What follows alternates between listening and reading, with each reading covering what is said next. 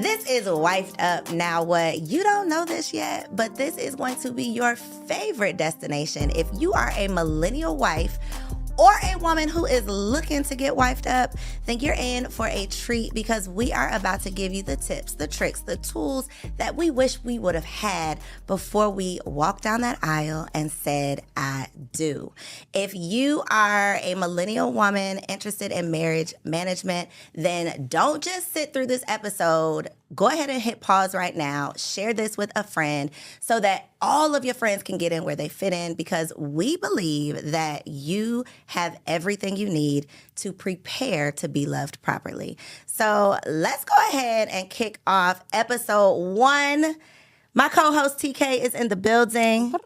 What's up, y'all? Go ahead and introduce yourself. Let's talk about it. Okay, so my name is Takesha, but most people call me TK. I'm everything. Okay, everything. I am everything. I'm the everything woman. I don't even got time to list all the things. I'm every woman. Just a little snippet: wife, mother, friend, sister, entrepreneur, all of those things. All of the things. I'm super excited. So I called up TK. I was like, TK, we got to host this podcast because TK has been on fire even before I met you. So I met her in real life, didn't even realize that I had came across one of your videos. So she's literally been fire since before I even met her in real life. Yeah. And you bring such a young, fresh perspective. Yeah. You and your husband do content together. And so I thought it would just be the perfect conversation for women who are already married, trying to figure out what exactly did we sign up for. And then women who are looking to sign up for something and want to try to be as prepared as possible. Yeah, and I wish I had us. That part. I wish I had a couple of sis that would just let me know what was good, what was the tea, because a lot of marriage has been like fumbling through. And then you look back, you're like, oh, that was a lesson. And so let me share that lesson with let me share that lesson. And the lessons that God has been showing me has been changing lives. Like just little snippets, just little adjustments, just a little shift in perspective. Like, okay, that's something to take away. So excited, girl. And I love that as you learn, you share. So that is what we are here to do for you all, to share the resources that we wish somebody would have told us before we got married. I think as someone who was excited to become a wife for as long as I can remember, I definitely still had to, do on-the-job training because there's so much that you don't know until you're in it. And so we're going to do the best that we can to prepare you as much as possible. But yes, there are still going to be some lessons that you just gonna have to learn. Oh, yeah. The hard way. Yeah, because it's not a copy-paste. Your husband, my husband, our relationship, y'all relationship is just different. So you take the nuggets that you can, but you have to create your own marriage, literally. Write your own story, but use some of the tools that we give you to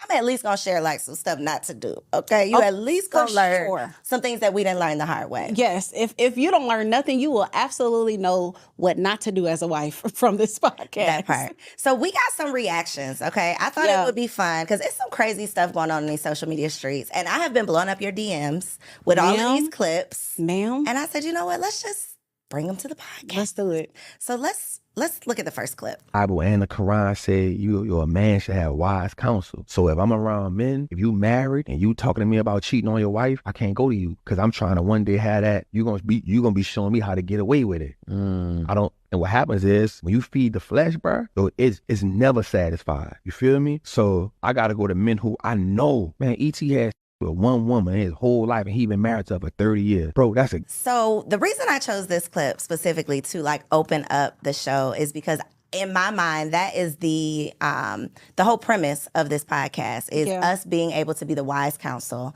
for women who may not have happy wives. Emphasis on happy wives in their lives. And if you're surrounded by people who don't have the results that you see for yourself, then those might not be the best people to get counsel from. Yeah, I have been almost anal about who me and my husband are around.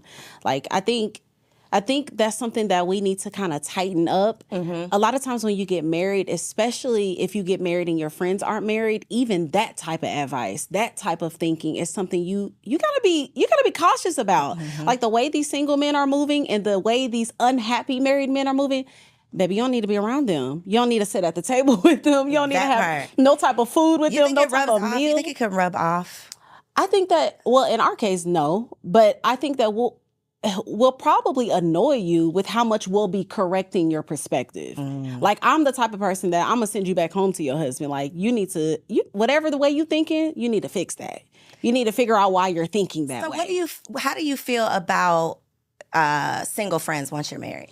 Ooh, That's the thing. baby. If I can be as raw as Be real. We as gotta I keep it can real. You gotta keep it real. It has been a struggle. And so first and foremost, I feel like I run into more single women because I am attracting what women want. So they want to be a wife, and so they're desiring to get around a wife. Like, how do you move? But on the flip side, I'm pouring, and when we talk about motherhood and wife things, it sometimes is a disconnect. And I have met single women, and I'm like, I don't know if this can work. Oh, I'm around married women. I can do this, I can do that. And then when it gets down to I can't answer my phone all the time. I'm not gonna be, sis, you gotta find your single friends to go kick it with. That's not me. I'm gonna be in my house. I'm gonna be cooking some food. I'm gonna be baking a pie. That's just what it's gonna be. Yeah, I'm very much my man. So it's cool, but you might be mad at me. You're gonna be annoyed by it. For sure. And I have had a difficulty with figuring out if I was unhealthily detached to or attached to my husband. Like, well, is this healthy that I don't care about having friends? What conclusion did you come to? Because I've been wondering the same thing. Ma'am, You trying to figure it out? It's up in the air. Okay, we haven't. So we don't have no tips on that one. Okay, we just trying to figure that out. If there is a such thing as too much, but Yeah. I would think that would be ideal. So I don't think that, and I'm guilty of this, so I'm definitely being a hypocrite by saying this, but I don't think that your husband should be like your everything, right? Ideally, we're working. I'm a work in progress, okay? I'm going to get some new friends. But I don't think your husband should be that's a lot of pressure for somebody to have to be your everything. Definitely. So, yes. First step is to admit that you have a problem. So I'm working on it. But Definitely if y'all don't have wise counsel, Yeah. the aunties ain't auntying like they used to be. The mamas ain't and they are not necessarily the best example. I believe you can learn something from everybody. So again, even if you're learning what not to do, that's still a valuable lesson. But I don't think we're having enough conversation. I don't think we're talking enough about the mistakes that we made, the lessons that we learned, and like what it really takes to manage these marriages. I think that's the thing. Yeah, I think that we all deal with pride to a certain degree.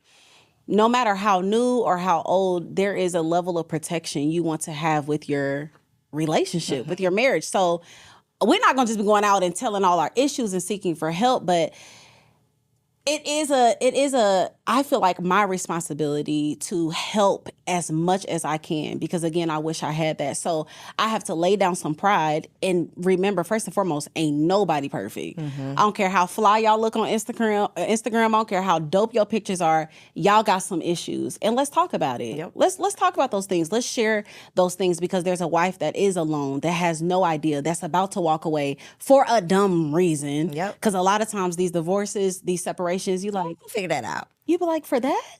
Now look at you. You must have watched a clip that said the woman was like, she left her man because he was okay with the 9 to 5. And I'm like, that was nothing that y'all could have figured out, talked through and discussed. And so, I'll be the one that might look foolish and be like, no, this is a problem in our marriage. We're fighting through it. Don't do this because I did that. And it ended up as a disaster. And I think it's important to have these conversations so that when life starts lifing, because it's going to happen, you don't feel like you're the only one that's making this mistake, or your man is the worst man in the whole wide world because everybody else's looks perfect. Because social media, y'all don't get to see when I be mad at my man. It's few and far between, but when it happens, I'm not posting it on Instagram. Definitely not. For sure not posting about it. So you only get to see the celebration, the happiness, the date nights. Yeah. So you assume that your man is the only one over here messing up and everybody else is perfect, and they are not. He's not the only one messing up. They're all messing. They're all messing up. And typically in the same areas too. Yeah. Most times in the same That's areas. why these conversations are important, though, because then you can start to piece it together and be like, well, wait a minute, yours doing that too? Yeah. Wait a minute. Yeah. So I'm not crazy. Yeah. This is the thing. For sure. This is the thing.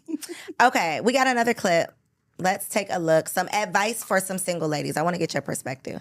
Women don't understand the power and control they have when it comes to just, sex in general. They will give him all the power and he makes the decisions, but I knew that I had the power with that. So with my husband, Aldewan, I actually did make him wait the 90 days. Oh, was that intentional or was that just kind of like? No, it was intentional because the thing is that, of course, like there's ways to figure out like, okay, is this going to be a good situation? Okay.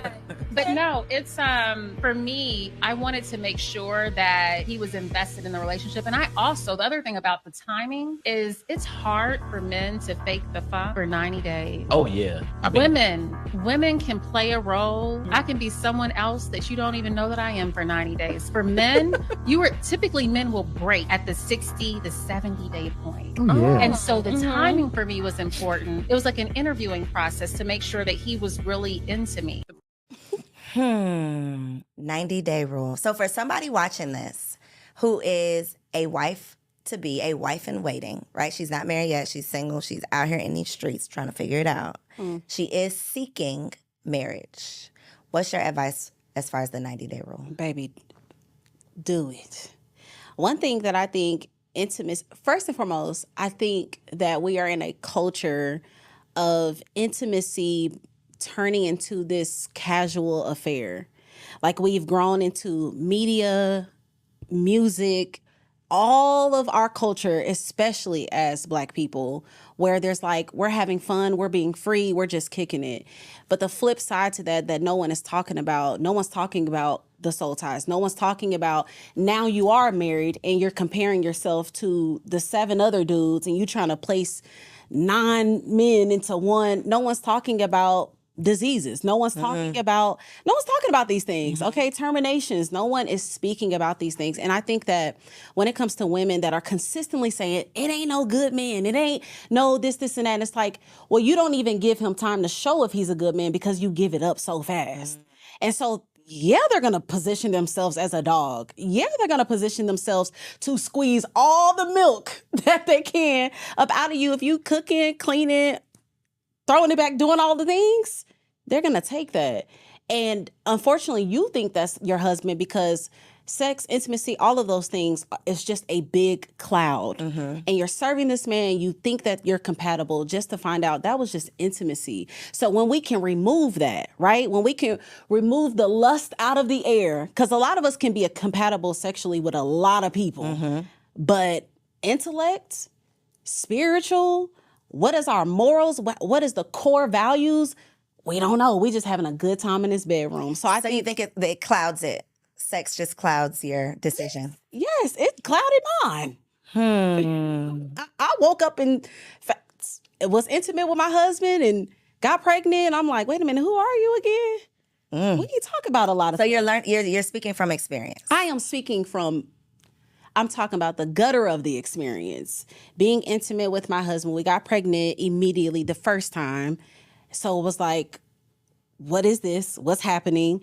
And I learned him along the way. I remember the 3rd year in our marriage almost separating because we had such far views politically. And it's like, why you didn't talk about that? Oh, because sex makes you feel like you're compatible. So you forget to speak on something. So yes, I think there is a certain level of control that a woman can have by withholding it, for sure. So what would you say to somebody who's like, but TK, it worked out for you. You got pregnant the first time, but y'all have been married for how long? 7 years. So what are we even talking about? Why should I have to wait 90 days? Well, somebody under this video is going to say, but TK, you got married. He married you though, TK, so why should I wait? Yeah, I actually get that all the time. This is something that I preach left and right, up and down. Wait. But you got a good man, but but 4 years of this 7 has been hell. 4 years of the 7 was chaotic. It was war zone. A lot of times, like, again, who are you? What is this? Why are we together? What's the mission? What's the purpose? So a lot of things that should have been done on the front end is now being done on the back end. We didn't get to enjoy honeymoon. We didn't get to enjoy the bliss and the romance because we're just trying to get out of war zone. But if you do it that way, we can enjoy this slow walk. And then on the flip side of that, even thinking when you do withhold, say you're dating someone and you're vibing with this dude and y'all getting to know each other and you don't have sex with him, the way that you're able to walk away and it be good, there's no soul tie. It's like, we had a good time. He took me out in a few days. I didn't lose nothing. I didn't lose nothing. But a lot of us are holding on to something that was temporary, making it permanent because of sex. And it was like, that was just supposed to be couple of days. That was just a season. I think the important note that I want to make is probability versus possibility. So is it possible that we can sleep together on the first day, and yes, there is a chance in hell that he might marry you? Yes, it is possible. What's the probability of that thing, though? It's probably not going to happen. So it's possible, but it's probably not going to happen. And I think being able to speak from experience is so important. So I agree and disagree, which is what y'all are here for, right? All of the perspectives. I agree on waiting. I don't necessarily agree on like a 90-day thing. Yeah. Because I think when you, and it worked for your girl, obviously, but I think when you have like this calculated, everything has to happen this way, you're like setting yourself up for disappointment. And he can pretend. She said he can't pretend for nothing. I think that people can pretend if you are literally telling them exactly what you want, what you don't want. You're literally giving them the blueprint to play in your face. Yeah. So I think just being smart about it. And my rule, I guess if I had one, would be not having sex before you're ready. So whatever you being ready looks like, but not because you want to impress him, not because you think he'll stick around longer, not because he might answer the phone a few more times if you give it up sooner, not for any of those silly reasons that we've all had sex with men thinking that this is going to lead to something that it don't. Yeah. So until you feel ready and you feel like you can walk away without feeling like you lost something, then I say don't do it. Agree. If you're going to feel like you got played, it's too soon. Yeah, for sure. Yeah, because it's a lot of us that got a lot of pieces around the world. Just pieces of ourselves. And then you get married and you're having to like try to piece yourself back, grab it all back, and you didn't have to. Like and I was gonna actually say that. I'm like, is she telling them I'm waiting up for 90? Like, right, like is it like I done got a calendar, let's check it off together? I don't know how that works. Is there like maybe she didn't really mean 90 and she just meant like she made him wait. Maybe. I would hope it's not saying like telling every man, because it's a whole lot of actors. It is. It's a lot. And we give them the script is the thing. We give them the script and say, this is how you play me. Yes. And then we get mad. This is how you play me and play in my face. Here you go. And then I'm mad when you do exactly what I said. This is how you play me. So where people are meeting spouses, because somebody watching this, again, we're here for the wives and the wives to be. So somebody watching this wants to know like how to meet a husband. So your girl did some research. Okay. And I have the top places that people meet a spouse, and then I want you to share where you met your spouse, because I don't think it's one of these places. Definitely not. So dating apps are pretty popular. Did you ever do a dating app? No, I was too young. I don't think there was dating apps. No, not back then. In 2000. You are pretty young. Okay, I'll answer the question. So I did some dating apps in my day. Well, actually only Tinder, I think. I did Tinder. That's a dating and app? maybe plenty of it. I thought that was a screwing app. Okay. Well, I was not screwing on it. I was dating. It was a dating app for me. Now, I don't know what other people are doing on that. Yeah, I think it turned into that, sis. I was about to say, I was on Tinder back in like 2016, 2017. Oh, yeah. So this was like the beginning. Yeah, that probably actually was dating. Became what it is now. I don't know what it is now. Yeah. So it's a different world out there. But apparently people are still meeting on dating apps. Mutual friends. So somebody introduces you, sets you up on a blind date, school or work, and then at the bar, which was kind of surprising. Even though I definitely met my husband in the club, y'all. I know, you told me that. In the club, I found love in the club. Okay. I met single ladies. Let me give y'all a little bit of hope. Come here. Your girl met a single, childless doctor who does not have sex with men. In the city of Atlanta.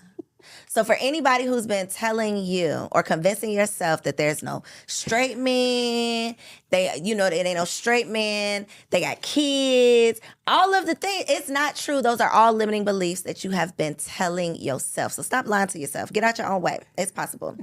Okay, let's get into this Wife 101 though. Okay. Are you still cracking up because I'm at my found love in the club? It was that's straight part. Like, I hope he is, but he is not having sex with men. Because I people know. be playing with the straight, I didn't gay, know all the titles. I did not know. So let's be clear. Did what I not know. When I moved to Atlanta, I was like, what is this? oh, I mean, football looking. I'm like, oh, the wife and the boyfriend. Wife and the boyfriend. If you're, side note, single ladies, I got plenty of side notes for single ladies. If you move to the city of Atlanta, one of your first stops should be Bulldogs. Let me tell you why. Bulldogs is a very popular gay club here in Atlanta. It will knock your socks off to go up in there and see those big buff men working on each other. Oh. But it's a reality check that you need so that you know what you're up against when you go out in these streets. I'm not being funny. I am being so serious. It is a rude awakening when you go up in there. It's okay? the twerking on each other for me. It was serious. It was very serious. Okay, so let's get into it. I think we both put together like our top tips, things I wish people would have shared with me. Yeah. Probably some reality checks. So we're going to share with y'all. This is going to be more like a pod class. Okay, so get your notebook out, get ready to take some notes, and then go back and actually apply this. Yeah. Okay. So what you got, TK? Oh, me first. Boom. All right. Emotional. Oh my gosh. Okay. We got to talk about emotional stability when it comes to marriage. One thing that I learned very quickly was how childish and not ready I was for the level of maturity that is required in relationships. I think that as women, we're taught to either be virgins, not have a whole lot of bodies, be cute, serve, and submit. But no one is talking about emotional stability, emotional maturity, to be able to have a conversation with your man, and sometimes he be dead wrong, control those emotions, be able to give loving feedback, right? Or whatever type of conversation that you're having, to give grace with it. I don't think we're talking about that enough because there was a lot of disastrous, destructive conversations that I've had with my husband because I was just a kid. Like I was literally a toddler emotionally, and beginning to see how I was emasculating him for no reason because of my lack of self-control, because of my lack of mental just growth and not trying to be better mentally and emotionally. It just could have been avoided. And so I definitely want to say, if you are desiring to be a wife, if you are desiring to have companionship with your husband, to see him grow, to see him thrive, to see him be all that God has called him to be, there is going to be a high level of an emotional maturity that you're going to need to have, even to be able to go through seasons where it's not about you sometimes. Sometimes it is just serving. Sometimes it is just pumping him up. Sometimes it is just stroking the ego. Sometimes it is just being quiet and listening and learning your position. And that takes I feel like a high level of emotional maturity. And it's not talked about enough. So what changed? Oof. What is one tip or one piece of advice that you can share for someone who's where you used to be? Yeah. Don't mess around and lose a good man because you're a toddler in your emotions. And practical advice that I would give to just growing in your emotional maturity, stability, right? Being grounded emotionally. It's like just as much as you fight to be cute, to be a boss chick, to be whatever, fight to be a peacemaker. Fight to be a person that can go in a room and stabilize it. Fight to be the nurturer that you are. You're a nurturer. And that's something that, even though I believe that we're created to be that way, it's still a learned skill. It's still something you have to wake up and be intentional about. So practically going out of your way, reading those books, watching those YouTubes. I remember a moment that I had with my husband, and we were in the house and I could see in his eyes, I'm like, oh, he's about to leave me. This is a wrap. Like, he's gone. He's tired of me emasculating him. He's tired of my inability to just shut up and like hear his point and not cut him off. And when I saw that look in his eyes, I said, wait a minute. You two, it's a woman that will hop over me to get to you. Let me get this together. And so practically just literally getting up and, okay, why am I this way? Oh, I saw my mama do this. Okay, let me break this generational thing. Let me get my prayer bag. Let me start watching some YouTube, some older women that went through this. How did they navigate being able to grow in their emotions? And so practically, like, just be aggressive about your emotional maturity. So emasculating, what that look like? Oh, Jesus. Give us an example. Yeah, I feel like emasculating can be a few things. For me, in my situation, it was literally ripping parts of his manhood. What's parts of his manhood? The most in my marriage valuable thing to my husband is his leadership. And so I don't know if y'all know anything about personality types or anything like that. I am decisive. I am what some people will call an alpha. I ain't placing that on myself. I'm just a chosen woman of God. But I have a way of where I'm very, and that's how I communicate. And with my husband, he's the complete opposite. And so there's been times that I've communicated with him and it ripped at that leadership. It ripped at the part of him that he was created to do, which was to lead me, which was to protect me. And even in the moments that he was wrong, there was just ways that I could have went about it differently. And I've been learning grace, but leadership was one. Another part of even insecurities that I know that he has, calling them out. And we call them, what do we call them? I think we call them shots, almost like shooting at each other. Like you know what that is. Mm-hmm. I've shared that insecurity. Below the belt. Mm-hmm. Below the belt. You I have a way of feeling about that, and I had baby no way of feeling about going right below that belt. You gonna feel this, you gonna hear this, and that's just I come from. Oh Lord, I don't want to say this, but I'm here. I come from a line of women that emasculate their husbands, and so it was like in me to do that. Even in moments where I didn't want to, I'm doing it because it's my nature. It's what I see. It's who I am. This is who I am, and I can't do nothing about it. But ripping at the parts of his manhood that makes him the man, the leadership, being able to have vision, being able to be precise, being able to protect me, being able to have space to think, to even calculate, to have a strategy. I ripped at those parts, and I began to see him sink as a man. And so instead of having conversations, he just shut down. He's quiet. He's walking around the house with his shoulders slumped because I've destroyed him with my words.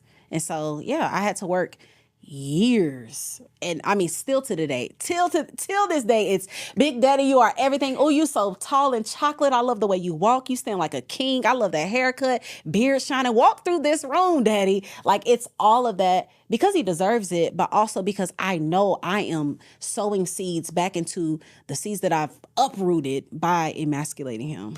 I love the evolution, though. I can't even imagine that to be the case. So what I see on Instagram and what I just know of you, and the way that you speak to your husband, how intentional you are, I love that it's rooted in you didn't learn the lesson. Ooh. You don't want to lose this man, and now you're willing to do, what you need to do to not rectify what you've done, but to learn and move forward. So I love that. Yeah, I have so much to say about this because I think that one thing with women, we don't realize the power that we have with even persuasion in words.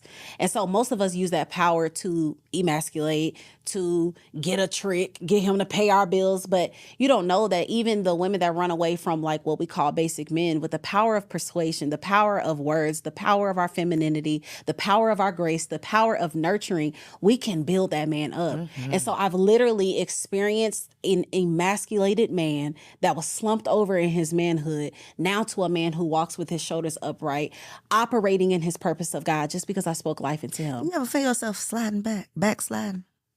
I don't. So because I was on the edge. Like I went far, I'm talking about almost losing my marriage. So when you get that, it's almost like getting close to death. Like, oh, I know what You're that not going back like. there again. I will never go back. I love that. And so my first point is directly related to yours, and that is figuring out the issues for a single woman, and even a married woman, figuring out the issues that you feel embarrassed about. And this is for you to do with you, okay? Ain't nobody over there with you. This is you and your notebook, you and the Lord, okay?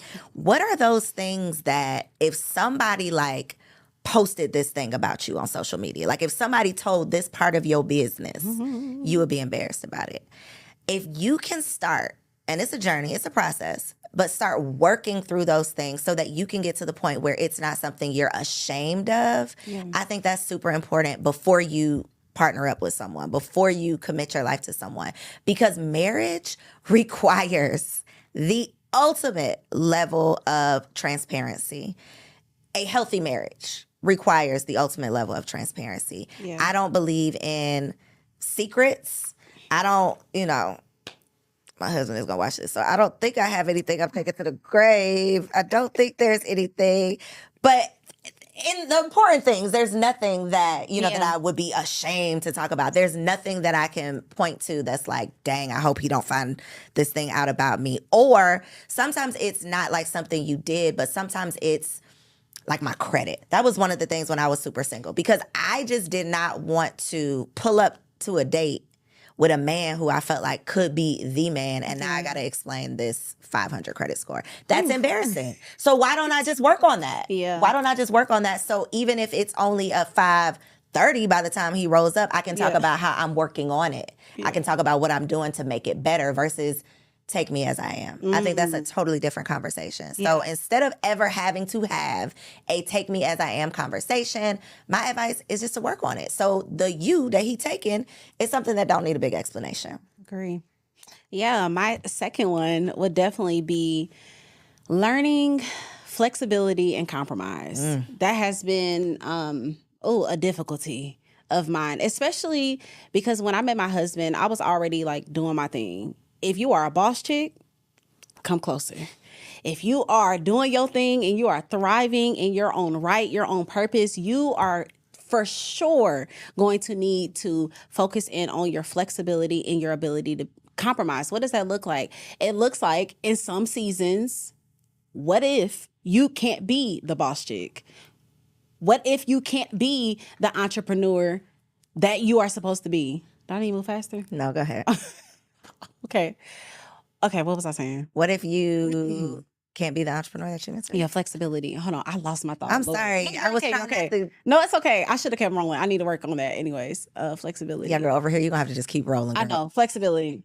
Sorry. Yeah, and just some seasons being able to be flexible. Like, that level of sacrifice that you are not operating in right now as a single woman by yourself. You don't have to get home and cook and do this and do that. And so even learning how to like structure your day to be ready to serve. Structure your day. Okay, I'm a boss chick all day. But at 6 o'clock, I don't care where I'm at. Whatever that non-negotiable is for you. I don't care who I'm with. I don't care how fire this dinner is, baby. I got to go home and cook dinner for my husband. I got to go home and whatever my nightcap is with my husband, I got to go home and do that. And so being able to make room, because I feel like a lot of single women get married and they're still single women. They still operate as single women. They still thrive as single women. They do their business as single women. As an entrepreneur myself, a boss chick, whatever y'all want to label on it, anybody I work with knows that I am a wife. Anybody I work with knows sometimes my kids might slide through. The family might come through.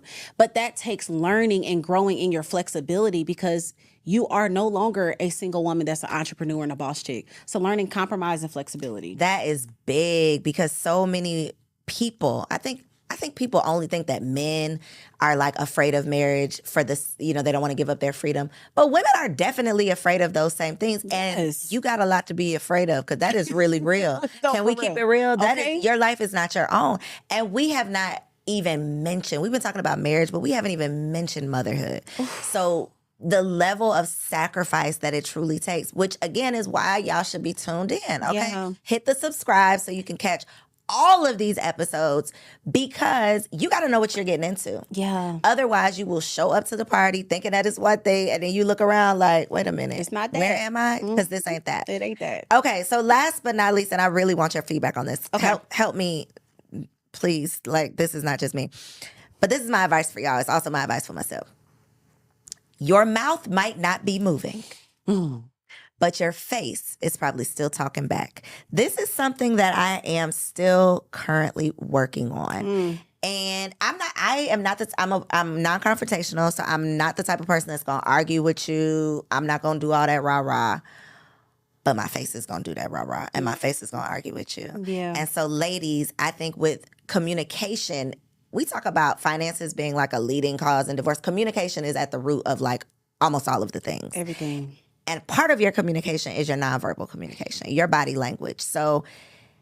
not internalizing, not, pretending like you're listening, but doing all of the things that we like to do, because men feel that. People feel that. Yeah. And so that is definitely going to hinder the communication in your relationship. And like you say, you don't want to lose a good man because you can't fix your face. Agree. Or close your mouth. For sure. Let's not do that. Yeah, there's been times where I've definitely pretended to listen.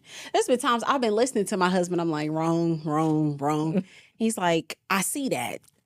All that you're thinking, I can see it. I know exactly what you're saying. Oh, body language, facial expressions.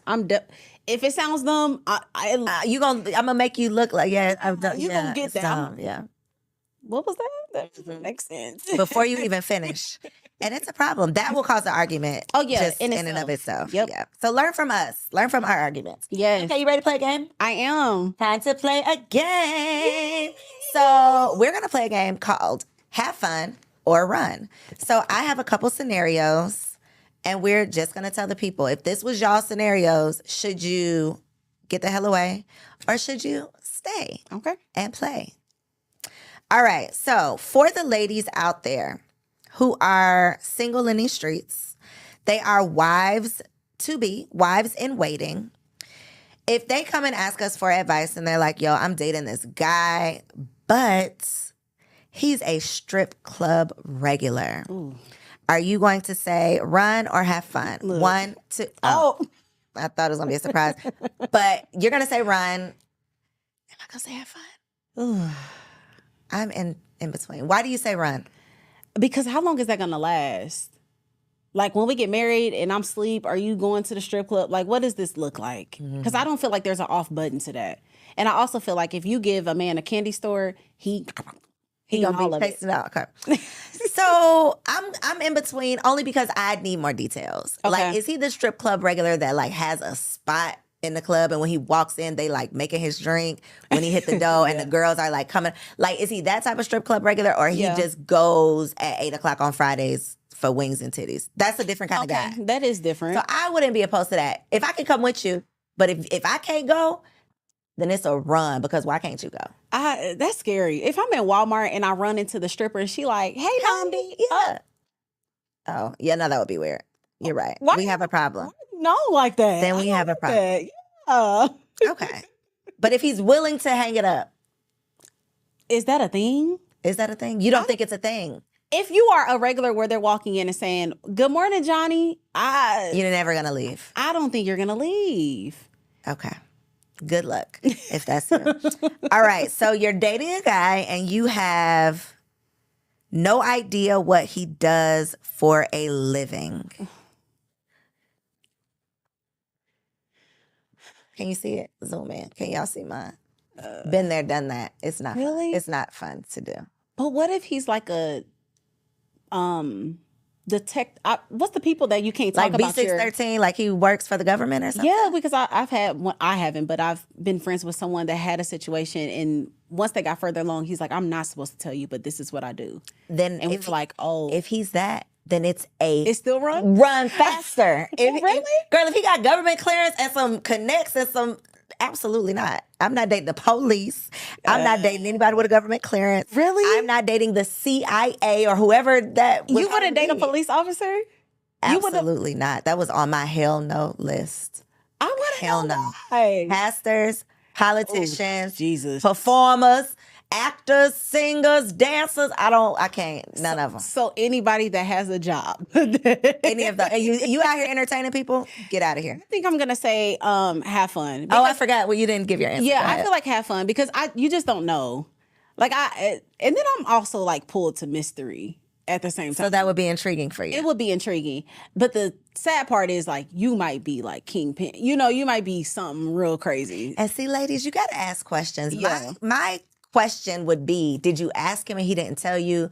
Did you not ask and you don't know because you've been trying to figure it out and you just can't pick up a clue? Yeah. Because I think we get in a lot of trouble by not asking the right questions. Mm-hmm. Yeah, because we know the answers. And we're afraid to lose something that seems good. So it's like We would rather hold on to something that could be bad than find out that this is a bad thing. for sure. Yeah. Definitely. Foolish. Yep.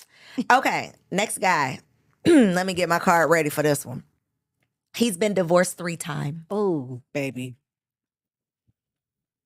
You got to turn into a church fan on that one because No. hell no. Absolutely not. Maybe once. I Yeah. got a good one time. Actually, we're being honest. Okay. My husband had been married prior to Okay. me. And that was actually what was like, oh, I perked up on the date and was like, okay, wait a minute. Now we're talking about something. Yeah. 'Cause I want an experienced man. I want a mature man that has been married and still believes in marriage. So I would not say hell no to 1 divorce, but 3, what the hell is happening? You are absolutely a red flag.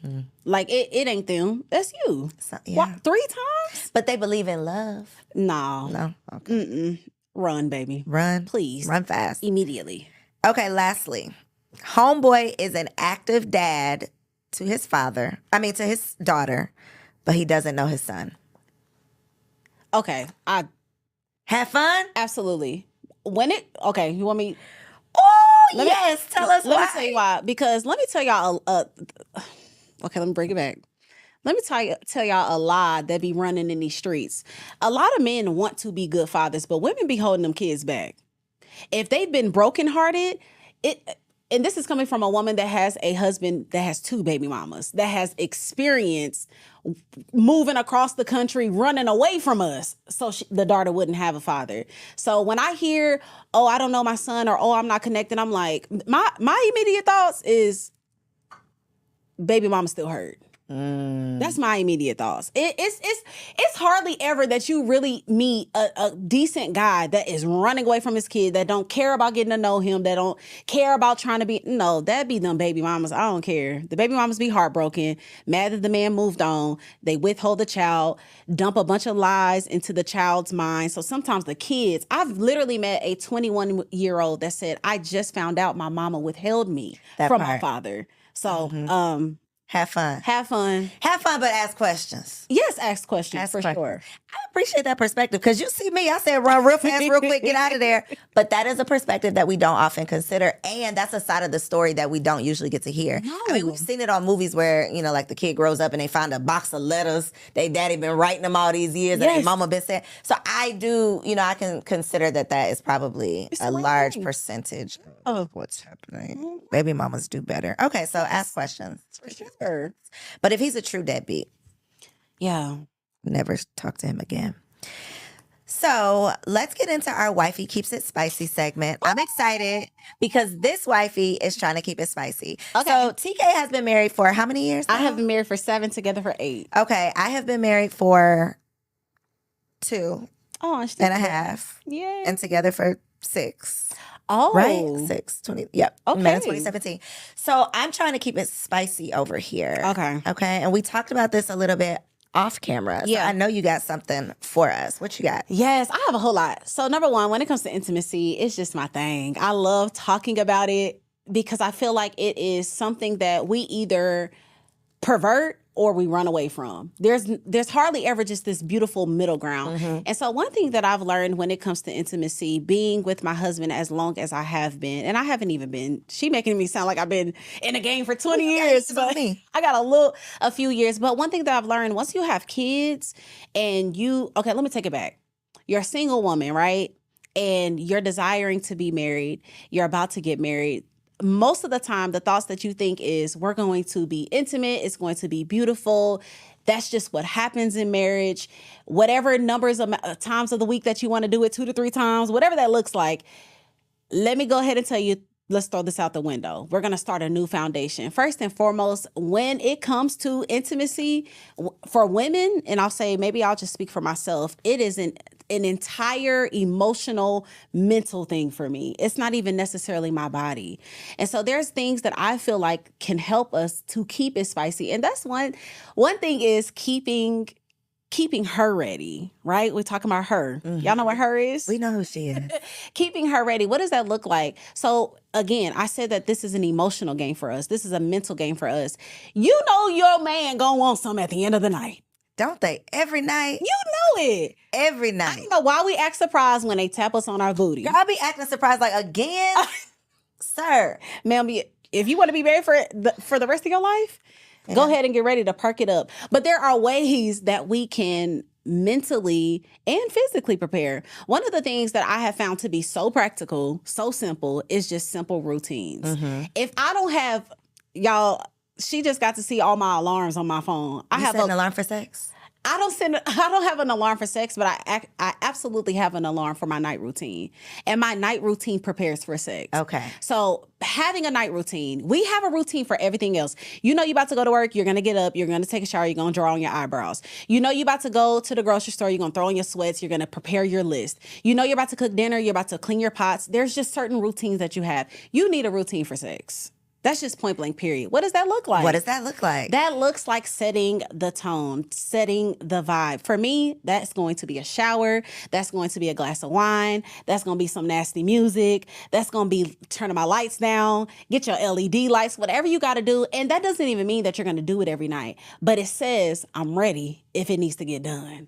And it prepares your body. It prepares your mind to just be ready. And it just feels good. Like, it feels good to feel sexy. It feels good to just feel yourself, because of course me and my husband ain't doing it every single night, but on the nights that it doesn't get done and I still did my routine, I'm like, today was a good day. I got on my little lingerie set. So having the routine, take your shower at night, because I feel like a lot of the reasons why women aren't also having sex with their husbands, or they're getting tired of it, is connected to insecurity of hygiene.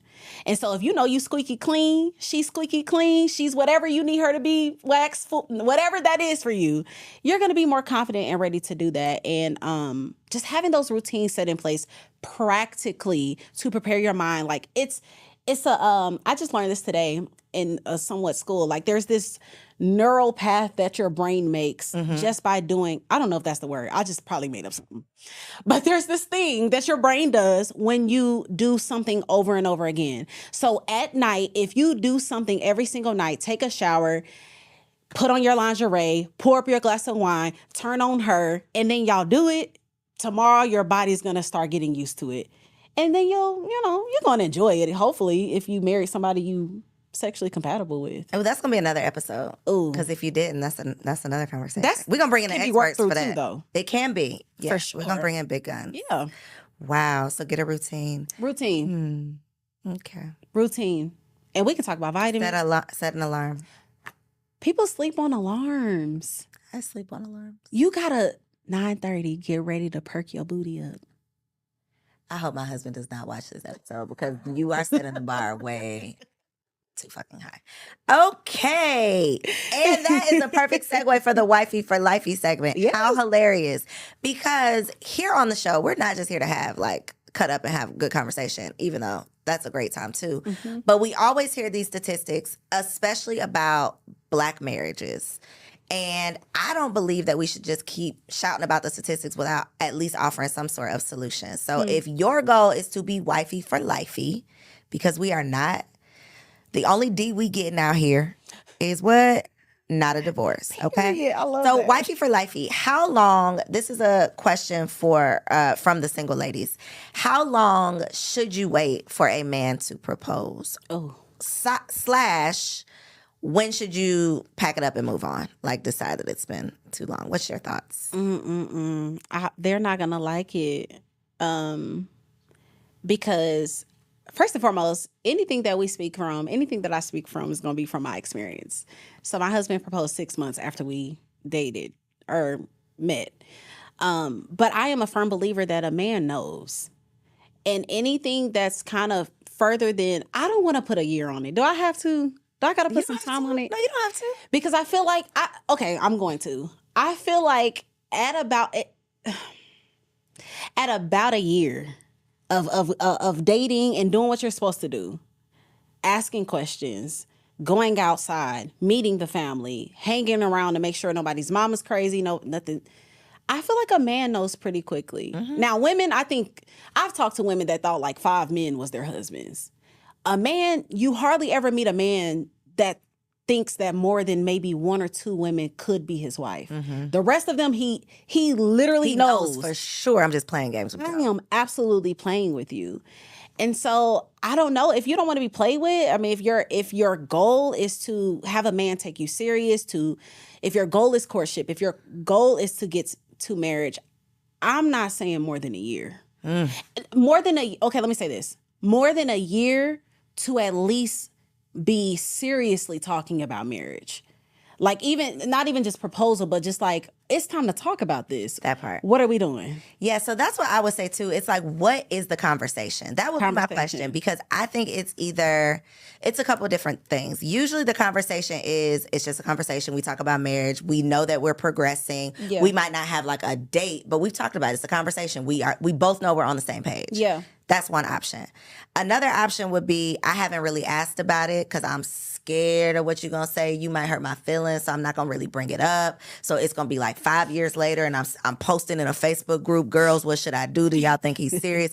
Because I simply just didn't want to ask the question. Yeah. So I've let time go. And then y'all know what y'all do. Once you let time go, then you use the fact that you didn't let so much time go that you don't want to start over. Yeah. So it's like, you're trying to improve a problem by making it worse. So that's another scenario. And then the third scenario, I think it's he has a bad reaction to you bringing it up. So you bring it up and then he changes the subject. Or you bring it up and then he makes a joke. Or you bring it up and he deflects. That to me is the biggest, that's the biggest. That's not even a red flag. That's a black flag. It is dead. Yeah. If you bring up marriage and this man laughs at you, pack it up, hang it up, it's over with. And then lastly, I said that was the last one, but I do think another option would be someone who desires marriage. So your man desires marriage, but he has communicated to you that this is not the right time, or he's told you what the right time is. Yeah. So maybe he has different beliefs. Maybe he's planning for something that he believes needs to be checked off the list before he proposes. Yeah. Because men have a set of responsibilities or expectations for themselves that women don't have. We don't have to buy a $10,000 diamond. Like, we don't have to do that. So maybe he needs a little time to figure that out. So I think it's just about the communication. It's like, what is the response? What are we doing here? What are we talking about? Yeah. But you be knowing. Yeah. Is the bottom line. I think you made a great point, which is probably the biggest point of all, is that we don't even ask. Like, there's not even a conversation about marriage. I have met so many women. So y'all, I'm in the marriage game. So I have talked to hundreds of women that have literally been with their boyfriends for 8+ years who have never talked about marriage. Hoping for the best. And just literally leaning on a prayer. Like, never had the conversation, never talked about it, not even knowing that some men might actually do it. But if you don't, that's one thing that my husband said. He was like, because prior to me, the woman that my husband was with before me, they were together for 8 years. He was like, it was a different type of pressure when I met you. And not pressure like, you need to hurry up, but it's like, you know what you got. You gonna either make a move or the next man will. And that's really it. And so I think just having those conversations is the key point, because you'll be able to skip past a lot of foolishness and dogs if you just have the conversation. And that doesn't mean get married tomorrow. That means I am wifey material, so don't play with me. Just making it clear that this is an expectation, not of you, but this is an expectation I have of me. That's it. I will be a wife. Yes. You don't have to be a husband if that's not what you want, but I'm just making it clear so you know what you're signing up for if, you decide to commit to this. Yes. Whew. Hopefully we gave y'all a little something to take back and put it in the group chat. Okay, put it in the group chat. Yes. Talk to your girls. Send this video to a friend. Start the conversation. That's really what I just want to do, is start the conversation in a very non-combative, non-Kevin Samuels type of way. Oh. May he rest in peace. You know what's so bad? Because I actually like him. Me too. Oh, okay. I think the wives like Kevin Samuels. We'll talk about that on another episode. Because it's them little fast tail single ladies out there doing all the stuff that he telling y'all to stop doing and don't like them. But don't cancel us yet. It's just episode 1. So come back next week for Wifed Up Now What. I'm Coriel. And I'm Takesha, TK. Make sure y'all stalk us. Don't stalk us online. Follow us on Instagram. We'll make sure we put all the info down below. Make sure you like, comment, subscribe on Apple Podcasts. Leave us a 5-star review. If it's less than 5 stars, keep it to yourself. Please. We'll see you on the next episode.